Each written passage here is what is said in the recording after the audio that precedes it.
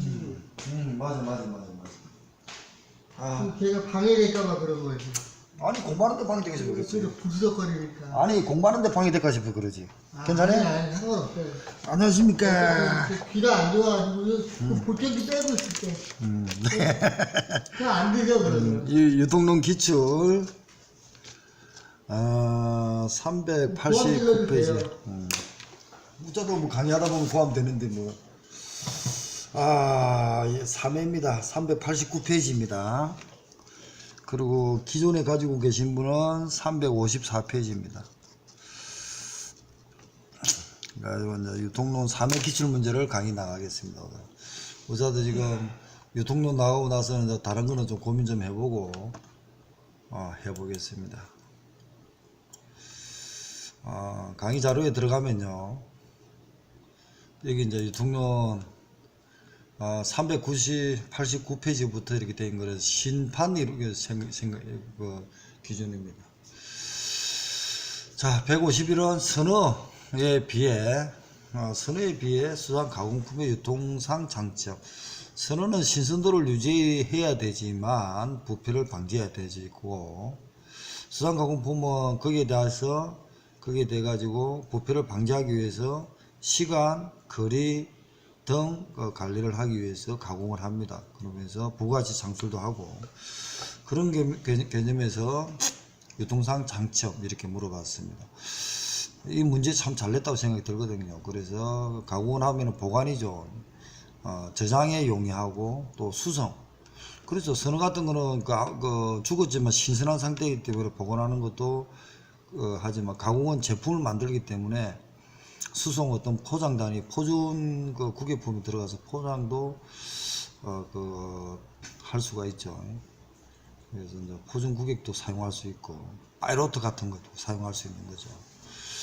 근데 성도 항상 기능은 이제 이거죠. 이게 이제 D컷은 답은 아닌데, 기억 니은 답이거든요. 이게 이제 문제는요, 일단 수산물은 죽어버리면 하루에서 잡히잖아요. 하루도 잡히면 일단 긴장이 돼가지고 선도 항상에 지장이 되겠죠. 근데 선어 같으면 죽어버린 상태에서 최소한 아무리 신선도를 유지하더라도 신선도가 항상은 되지 않겠죠.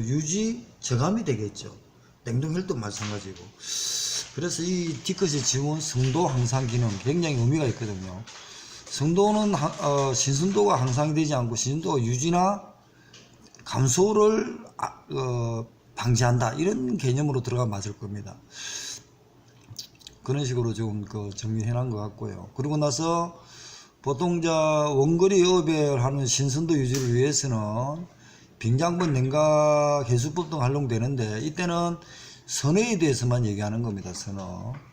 그리고 나서 선어에 대해서는 그렇다는 얘기고, 지금 물어보는 거는 수산 가공품이 되었으니까, 가공품은 식품의 보장성을 부여하고 식품적인 가치와 그 밖의 용도에 따른 이용 가치를 높이며 운반 판매 소비하는데 편리하게 하여 수산물을 보다 효율적으로 이용할 수 있는데 이토록 적합한 처리를 한 제품이다.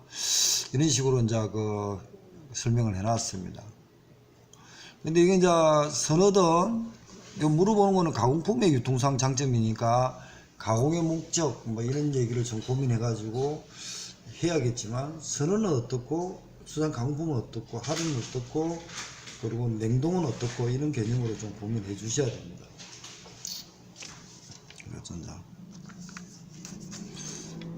이번에 유통경로입니다. 자, 유통경로가 이렇게 이제 넓게 놓아버렸거든요. 넓게 놓았는데, 옳은 것은 참치 통조림 유통은 원료 조달 단계와 상품 판매 단계로 구분된다. 그럴 수도 있겠네요.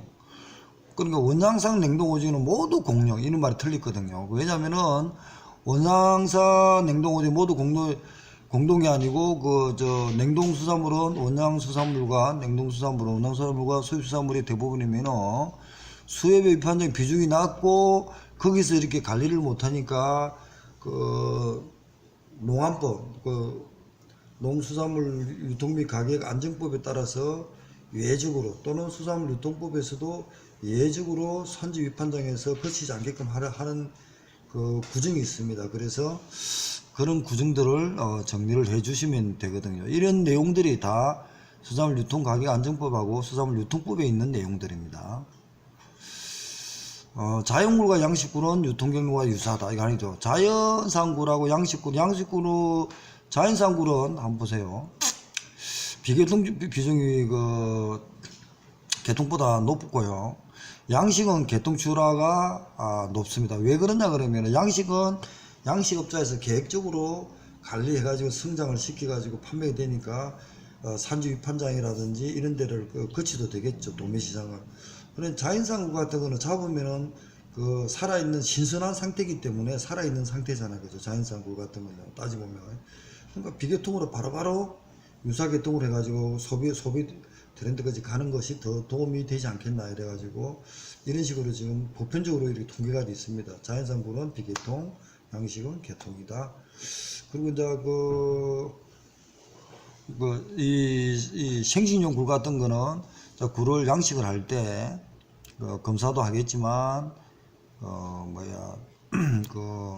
정화, 자연 정화, 인공 정화 이런 식으로 해가지고 우리 이해 때가 이거 시험이 나왔습니다. 그러니까 이거 4번은 깔치는 하여야만 한다 이런 식으로 일단 틀리겠죠. 깔치는 소비지 도매시장을 격려하여야만 한다. 이거는 뭐냐면은 우리 깔치 영양 약 80% 이상이 선어는 개통출하잖아, 그죠? 일반 내명이 보게 되는 깔치는 거의 대부분의 수입, 산지 위판장을 통과한다. 이런 게 이제 통계적으로 나온다는 거죠. 그러니까 이제 이것도 소비지 도매시장을 격려해야만 한다. 20% 정도 안 할 수도 있는 겁니다. 그냥 바로 그냥 그간이라든지 유사 도매시장으로 갈 수도 있고요. 그리고 또 중간에 산지 도메인 그리고 산지 출하인 그리고 산지 출하인입니까? 그런 사람들이 바로 유통시장 가가지고 사가지고 수급자가 있거든요. 산지 유통인 수집해가지고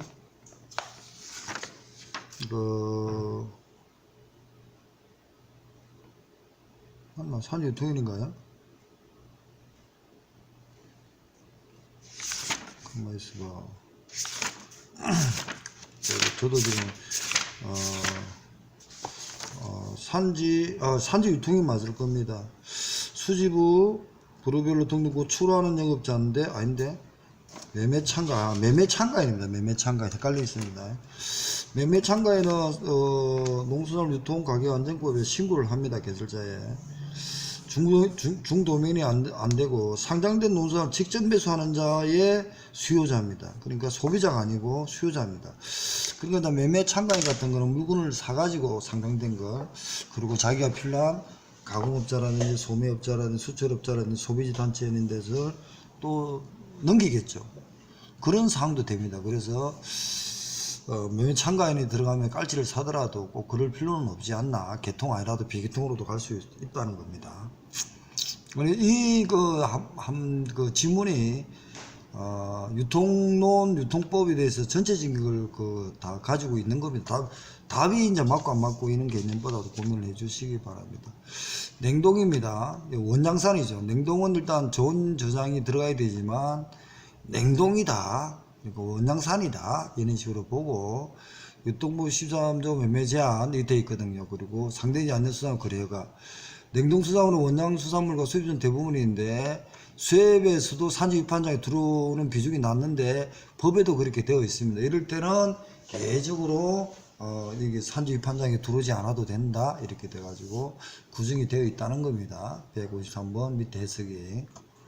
그리고 이제 수산물 소매시장에 관한 설명으로 오른 것은 저도 지금 하루 종일 시달리다가 저녁에 끝나가 제 시간에 이렇게 강의하다 보니까 머리가 빙글빙글 하는 겁니다. 그러니까 말 실수가 나갈 수 있으니까 그런 게 있는 거는 카페에 그냥 바로 달아 주시기 바랍니다. 머리가 안 돌아갈 때는 안 돌아갑니다. 지금 저도 지금 상태가 지금 안 돌아가는 상태입니다. 자, 소매시장. 그리고 이제 농산물 유통 가격 안정법하고 수산물 유통론의 소매시장이라는 거 대놓고 얘기하는 데는 없습니다. 그렇지만 도매시장, 소매시장, 그러니까 소매는 작게 판다는 거 아닙니까?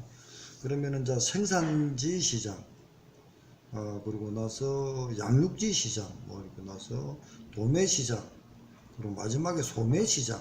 지금 최근에도 소매시장을 지금 어떻게 지원할까? 그렇게 해가지고 농안법 68조의 소매 유통 개선이라든지 최근에 장관이 되신 분도 소매시장을 지원하겠다 이런 또 정책을 발표했습니다. 같이. 그래서 보면은 옳은 것은 소비자 수산물 판매 유통과 최종 단계고 수직 가격 형성 소비자로 분산한다. 이건 도매상이라든지 수직 가격 형성이니까 1차적 시장 형성이겠죠. 그러면은 수집을 한다. 그는 산지의 유통인이죠. 산지 유통인이 수집하죠. 수집해가지고 도매상 같은데 출하하죠. 그러면 1차 도매시장에는 수집하고 가격 형성을 한다. 그러니까 산지 위판장 같은데. 그리고 소비지도 분산하겠죠. 그럼 산지 위판장이 이번 얘기가 되고요. 그 다음 수산물 생산의 1차 가격은 또 1차 산지 위판장 시장을 얘기하는 중도민 가격 결정한다. 도메인이죠. 도메인. 중도메인, 주민은 농산물 유통 가격 안정법에 중도메인이 되어 있고요.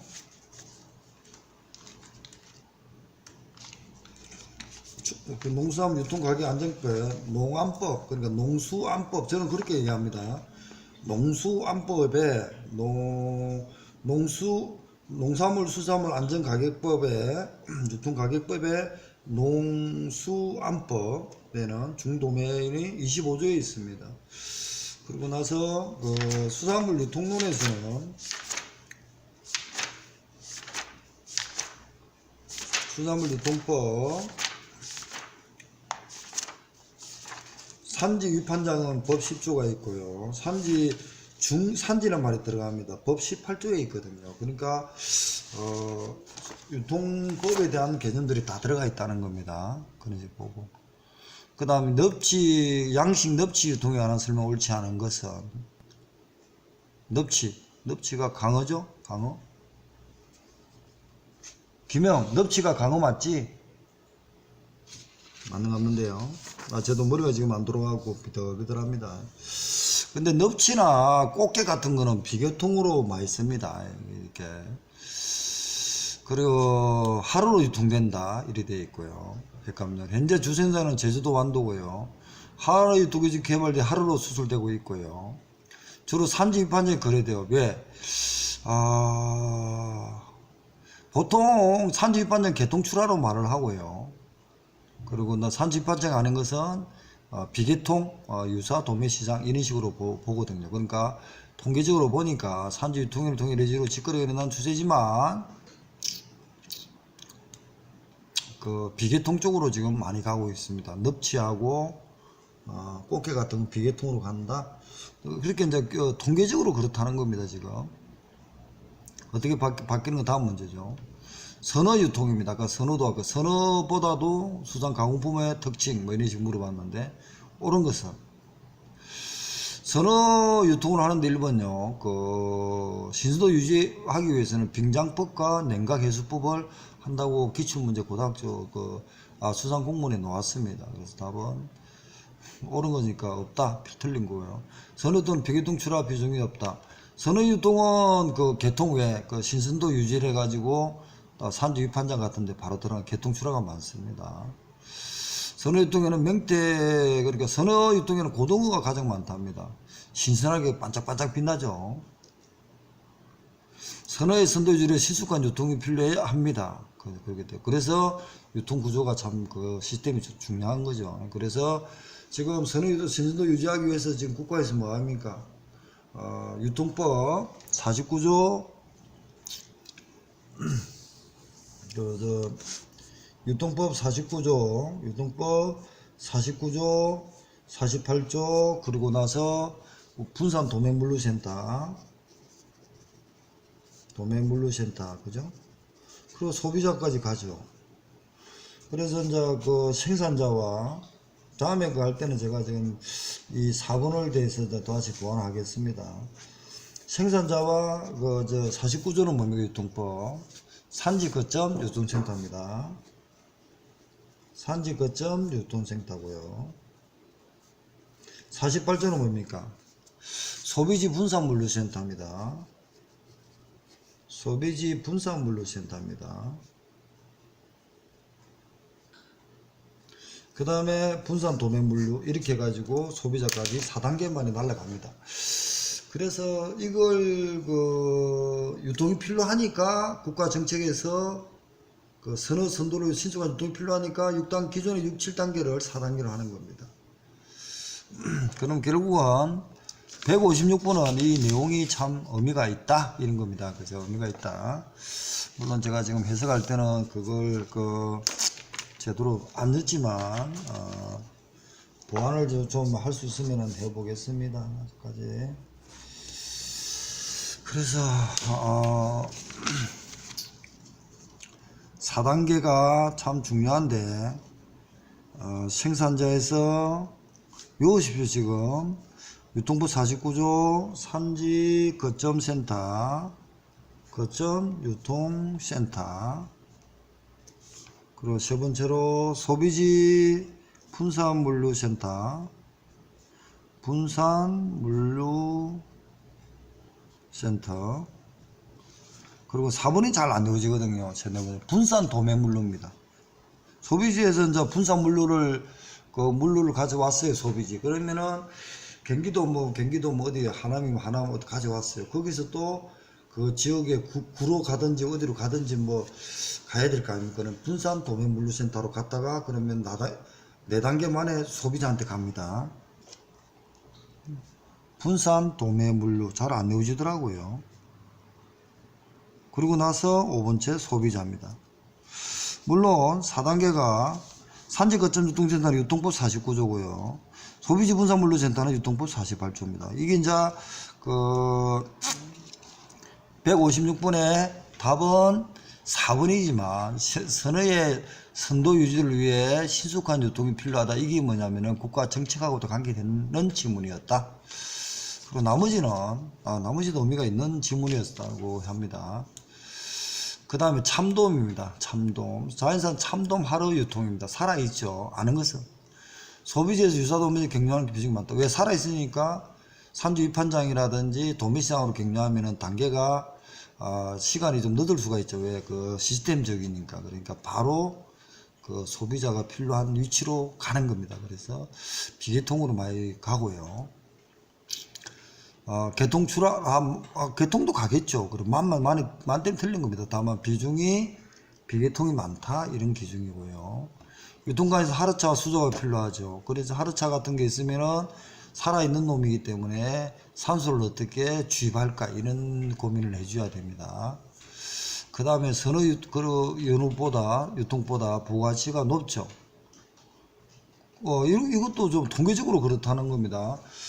선어는 일단 죽었으니까 신선도보다도 질감에 대해서는 좀 떨어졌다고 생각하지만 부가가치가 좀 높은 것은 살아있는 거다 이런 식으로. 그래서 횟감용 그럼 살아있잖아. 살아있는 거니까 바로 살아있는 수족관에 있는 것을 잡아가지고 회를 뜨죠. 이게 이제 횟감인데, 물론 횟감을 생각해 보면 수족관 횟감 나왔습니다. K값, ATP값, K값. 그리고 원산지 수족관에서 포시해야 됩니다. 포시하지 않았으면은 원산지 포시 대상 가태료 대상이죠. 5만 이상 1000만 원 이하 할 겁니다. 저도 지금 원고를 안 보고 하기 때문에 틀릴 수 있습니다. 맞춰보시기 바라고요. 그래서 다 의미가 있다. 그 다음에 수산물 전자상거래입니다. 전자상거래 굉장히 중요합니다. 얘는 전자상거래가 158인데 제 책하고 지금 이거는 보안을 이었는데 보안이 또 날라갔네요. 농수산물 유통가격 안정법의 72조의 2와 수산물 유통법 52조가 들어가야 됩니다. 여기가 그러니까 수산물만 관계되는 수산물 유통법 52조, 그리고 농수산물 관계돼가 전자상거래는 농안법이라 그러는데 농수안법이라고 합시다. 왜냐면 수산물 빼니까 농안법이라 하니까 수산물이 날아가니까 기분이 좀 그렇잖아. 그러니까 농수안법. 원래 농수산물 유통가격안정법을 농수안법이라고 저는 합니다. 일단 농수안법 72조의 2를 보면은 전자상거래 규정이 있습니다. 그래 되는데 되어 있습니다. 그래서 여러분 수산물의 소비량이 이제 그 전자상거래를 하기 때문에 인터넷 그 컴퓨터로 하기 때문에 신선도 해가지고 바로 그냥 택배로 쏴버리죠. 그러니까 뭐 주문하면 한 3시간에서 5시간이면 옵니다. 문제는 이제 반품하는 데가 문제가 생기겠죠. 그러니까 그래서 박스를 보낼 때도 빙장을 많이 쓰죠. 얼음덩어리를 넣어가지고 딱 포장을 해가지고 보내죠. 그래가지고 뭐 신선하게 선으로 오지만 그 얼음덩어리가 녹기 전에 도착해야 됩니다. 그리고 우리가 보통 택배를 그 받으면은 얼음덩어리가 있죠. 얼음덩어리 있고 아이스 박스인가 뭐 있습니다. 그런 식으로 하더라. 그런 개념으로 보니까 다 있는 겁니다. 운송 부담이 크다. 왜 운송비 부담이 크겠습니까? 전자상거래를 하다 보면은 소량 구매, 소량 소비이기 때문에 많이 주문을 하지 않습니다. 많이 주문하는 데는 아까 전 말대로 그 매매 참가인입니까? 저도 돌아서면 헷갈리지만 계속 그 유통이나 매매 참가인이 아까 있었죠. 그 시장 도매시장 법인, 그 시장 도매님, 중도매님 그 외에 또 이제 참가인들 있죠. 참가인 있는데 시장 도매님, 중도매님, 도매시장 법인 유통주체 말고 밑에 또 있거든요. 매매 갱매사, 매매 참가인, 산지 유통인 등등이 있잖아요. 갱매사는 상장된 그 법인을 도매시장 법인 안에서 경매하면 되는 거죠. 경매하고 뭐 가격 평가하고 경매 순위하고 가격 평가 경력자 결정하지만 산지 유통인은 그 현장에 가가지고 수집해가지고 개설되는데 도매시장에 출하죠. 등록을 해놨고요. 매매 참가인은 개설자에 신고를 하지만 상장된 농수산물을 직접 매수해가지고 중간 개념에서 매수를 해가지고 원하는 데 또 납품을 합니다. 그게 이제 매매 참가인이거든요. 그래서 운송비 부담이 클 수밖에 없다. 왜 갑자기 저쪽으로 갔죠? 하여튼 제가 지금 머리가 왔다 갔다 합니다. 그리고 이제 생산 공급이 불안전하다. 날씨 탓으로 있다. 그래서 양식을 하겠지만 양식을 해도 마찬가지입니다. 양식이 태풍 오버리면 양식 다 날아가죠. 그래가지고 피해가 큽니다. 방문처리 없다. 운송비 부담 나가려 소량으로 주문하면 소량으로 보내야 되니까 비용이 크다. 이런 식으로 있고, 그 다음에 소비량이 이건 단점이라는 거죠. 활성화하는데 소비량이 적다. 그래서 이게 지금 그대한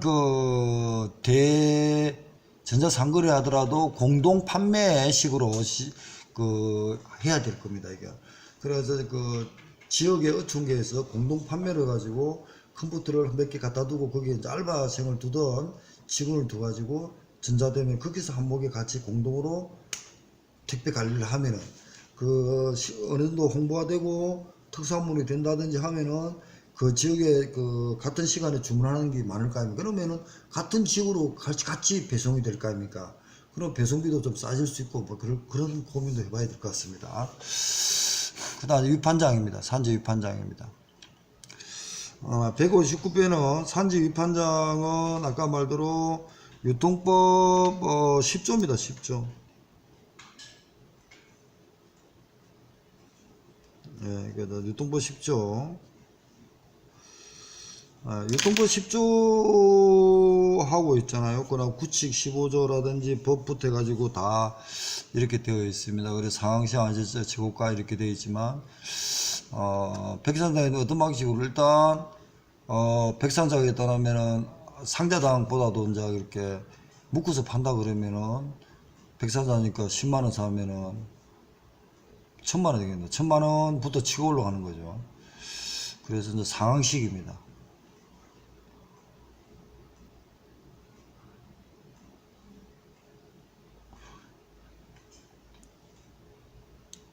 그 다음에요, 상황책.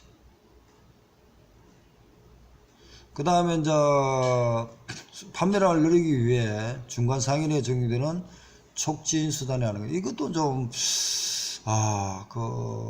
중간 상인이라는 말을 썼거든요. 그래서, 통계적으로 보면은 가격 인하라든지 무료 제품, 근데 가격 인하가 뭐 다른 데도 되거든요. 무료 제품 제공, 광고, 할인으로 일단 그거 했는데, 저도 이제 이걸 가지고 어떻게 이제 해석을 됐냐면요. 할인 쿠폰은 최종 소비자에게 사용되는 경량으로 분류되는 사항이다. 이런 식으로 보고 있거든요. 저도 이게 좀 그하지만, 고민을 좀 더 해보겠습니다. 해보고, 중간 상인이다. 무료 제품이다. 저도 해석을 지금 달다가 지금 이거 빠졌거든요. 좀 더 내일 보완다.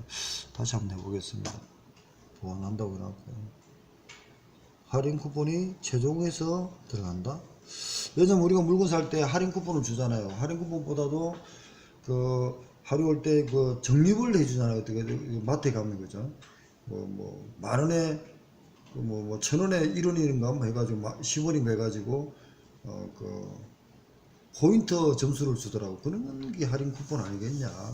자주 와라 이런 개념 같는데 가격 인하도 가능한데 근데 광고는 중간 상인이 광고가 소매사한테 광고한다.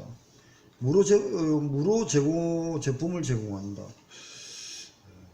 좀 너무 좀 경영학 쪽으로 저도 전공이 경영학 쪽이지만 이해가 조금 안 갑니다. 좀 더 고민을 많이 해보겠습니다.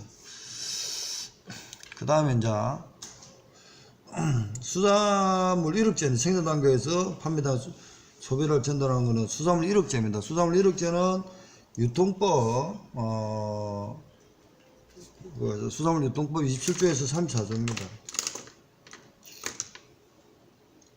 지리적 포지션은 농산물 유통법에 관한 관리법, 농산물 품질관리법 32조고요. 그 다음에 캡. 지리적 포지션은 GIS, 농산물 우수관리 캡, 아그리컬처. 그 다음에 QS 6000, 미국 자동차 업계 거기랑 해석이 좀 잘 됐으니까 한번 보시고요. 법을 이제 달다가 지금 말았는데 한번 보완할 수 있는 거 보완해 보겠습니다. 그 다음 마트에서 생물을 판매할 때 판매 정보 수집에 이용되는 도구가 아닌 것은 마트 팝니다. 가면 포스 뺑 단말기 누르시죠. 바코드도 뺑 누르죠. IC 카드, 소토와 컨트롤러, 상점의 컨트롤러가 있고 그 상점도 옷에 보면은 미국 같은데 핸드폰으로 다 하는 거 있더라고요. 그런 식으로 들어가는 거. IC 카드는 신용카드인데 그죠?